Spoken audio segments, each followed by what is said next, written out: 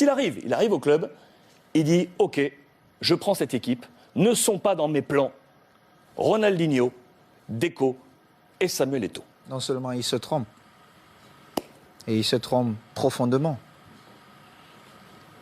Mais déjà, bon, vous connaissez ce business de la presse, les télévisions, il y a souvent des enfants qui sont beaux, d'autres qui le sont moins. Et moi, j'ai toujours été l'enfant qui était moins beau.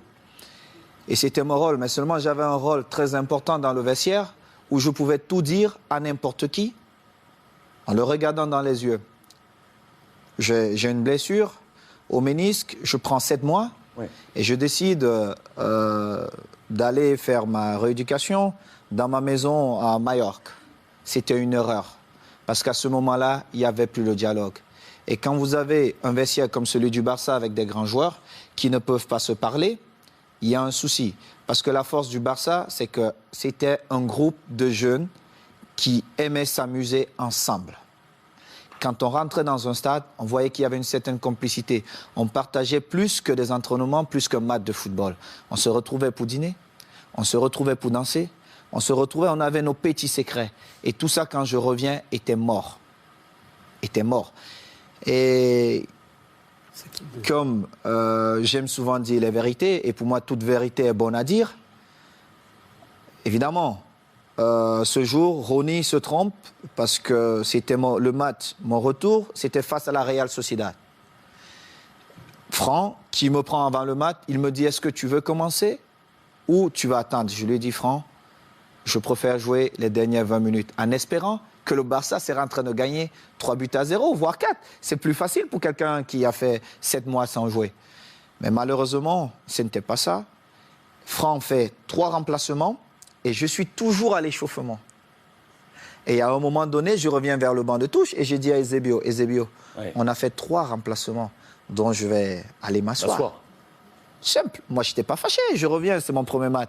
Je savais que j'allais jouer à n'importe quel moment, je devais jouer.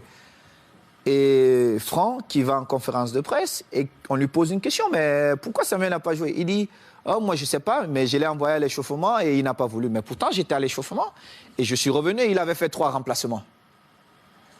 Et Ronny, qui ne parlait pratiquement jamais à la presse, ou quand il passait, c'était le sourire et il partait.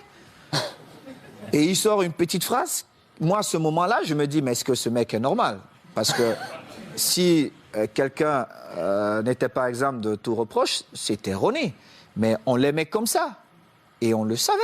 Mais moi, quand je parle souvent à Eden Hazard, je prends l'exemple sur Ronny. Je lui dis, Ronaldinho était le meilleur joueur au monde ou le meilleur joueur de tous les temps.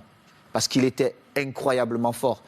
Mais seulement un joueur qui ne s'entraîne pas tous les jours, au bout d'un moment donné, ça paye cash. Ça paye. Tu peux être Ronaldinho, tu peux être Messi. Si tu ne t'entraînes pas, monsieur Eden Hazard, au bout de 2 ans, on t'oublie. Et le football va tellement vite qu'il y aura un autre gamin qui va naître, qui sera encore plus fort.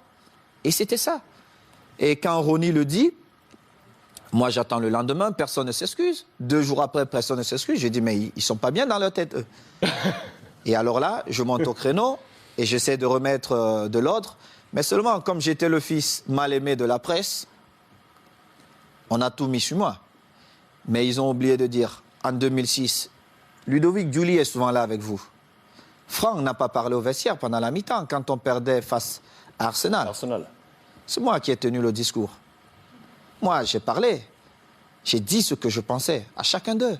Quand on est revenu, on a vu un autre Barça. On a gagné ce trophée. Moi, je m'en fous. Le plus important pour nous, c'était de gagner. Et il était inconcevable de voir un groupe de jeunes gamins avec autant de talent perdre match face à Arsenal. C'était inconcevable.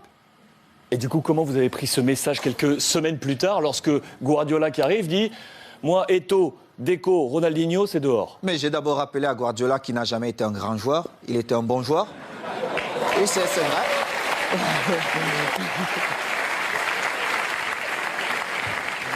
Mais c'est vrai. Je le lui ai dit. Et j'ai rappelé au passage, si c'est le coach Luis qui me le dit, je dis, OK, je ne peux rien dire. Comme joueur, on connaît aussi Pep, mais surtout comme entraîneur, Il n'avait rien démontré pour qu'il arrive dans un vestiaire comme le Barça. Il ne connaissait même pas l'histoire du vestiaire et qu'il se mette à dire certaines choses. Et en plus, ce qui me faisait encore plus mal, c'est qu'ils inventaient des choses que la presse relayait. J'ai eu cette discussion avec lui et j'ai eu une très très belle offre pour aller jouer 6 mois en Ouzbékistan où on me payait 26 millions de dollars. Et dans son bureau, avec Tiki, il me dit « Oh Samuel, ça peut te faire du bien, vas-y. » Et je lui ai dit « Celui qui va te faire gagner, c'est Eto'o. Mais tu viendras me demander pardon. » Et je suis resté à ma place. J'ai continué à m'entraîner, nous sommes allés aux États-Unis. Et nous étions à Houston, dans le vestiaire. Il dit avant le match, « Ok, nous allons changer de dossard. » Oh, tout le monde dit « Oh, c'est l'entraîneur qui le fait maintenant, c'est surprenant. » Et il dit « Titi, tu vas prendre le numéro 9 de Samuel. » Titi Henry. Oui, Titi Henry, tu vas prendre le numéro 9. Et Titi était bien content. Et Eto'o portera le 14. Tout le monde était surpris. Et c'était un manque de respect total. Et je ne pouvais pas l'admettre. Parce que j'avais quand même écrit une belle histoire, même si elle devait s'arrêter là, au Barça. J'avais beaucoup fait pour le club. Que ce soit dans les stades, mais surtout en dehors du stade. En dehors du stade. J'ai toujours été là pour tous mes coéquipiers, pour tous les clubs. Vous êtes resté 1 an avec Pep. Je vais vous dire. Alors, il joue, je suis au banc de touche. Quelques jours plus tard, on joue contre une équipe de Mexico, Chivas. Chivas. Et il a le malheur de me donner 20 minutes. Et je crois qu'il pouvait se tirer une balle dans la tête. Et les 20 minutes, je marque 3 buts. On revient à New York contre Red Bull. Bon, il se dit, bon, voilà. Il me renvoie dedans. Je marque encore 3 buts. Il était obligé de convoquer une réunion. Mais comme il n'a jamais eu le courage de me dire les choses en face, il est passé par mes coéquipiers. J'étais en train de dîner. Et le délégué vient, Carlos Nava, il me dit, viens, j'ai une surprise pour toi. Moi, j'étais pressé. Je me disais peut-être c'est Beyoncé qui m'attendait.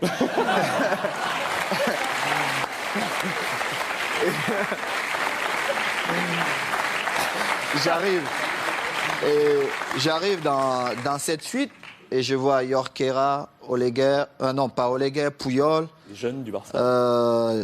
Léo, André, Xavi et surtout Victor, qui est l'un de mes meilleurs amis. Et Victor Valdés. Victor Valdés. Et je vois Pep qui est au fond. Et mon visage change. Parce que j'étais très agressif quand je voyais Pep. Mon visage change.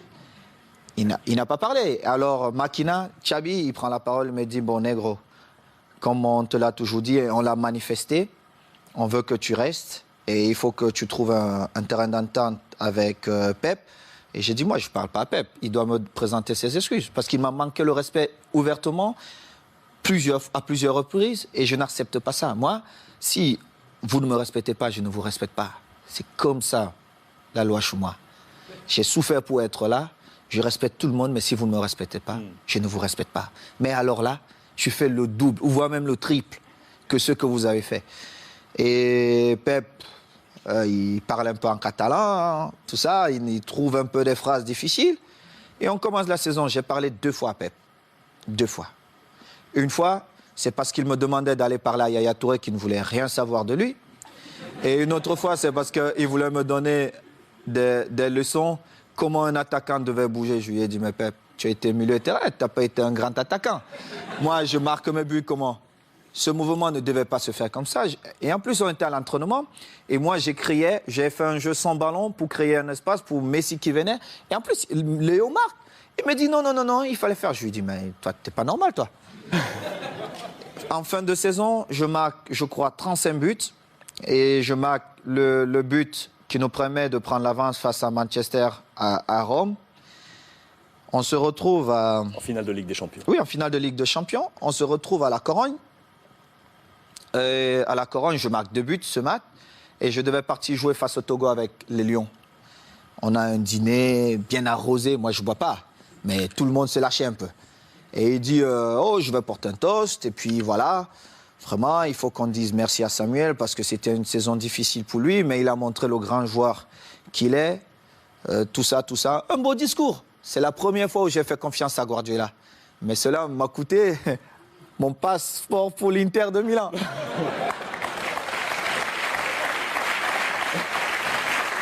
Et du coup, quand vous l'avez croisé ensuite à l'Inter, parce que vous l'avez croisé, on a une belle photo de vous en poignée de Regardez main. mon visage. Parce que Guardiola, il m'a vu dans le tunnel. Est-ce qu'il m'a salué dans le tunnel? Il ne m'a pas salué dans le tunnel. Il a vous a attendu salué? là où il y avait tous les caméras. Moi, quand il a regardé le visage de Thierry Henry, ça dit tout. Parce qu'ils ont vu la scène. On était tous dans le tunnel.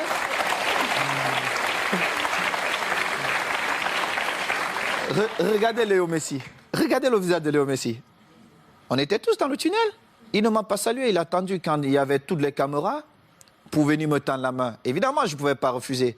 Parce que le mal-aimé ou l'enfant détesté, on devait dire, ah, voilà, Samuel a encore fait des siennes. Mais seulement, les gens ne connaissent pas les dessous. Parce qu'il aurait bien pu me saluer dans le tunnel. Moi, j'ai eu des différences avec le code lors d'un match espagnol de Barcelone. Je ne sais pas si vous vous rappelez. à Majorque. Mais j'ai beaucoup d'estime pour le coach.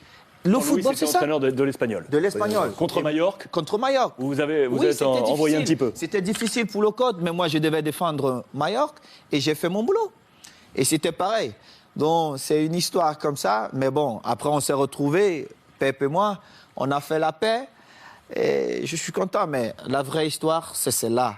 C'est que Pep, peut-être dans son envie de gagner, n'a pas respecté certaines choses dans le football.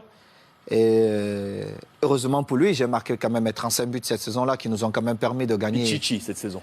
Qui nous ont permis de gagner tous les titres qu'il a gagnés. Et il est bien content parce que c'était ses premiers trophées. Saison où le Ballon d'Or arrive dans les mains de Léo Messi. Mérité. Vous êtes 10e de ce classement Ballon d'Or cette Je saison. ne regardais même pas ça. Mais Léo l'a bien mérité.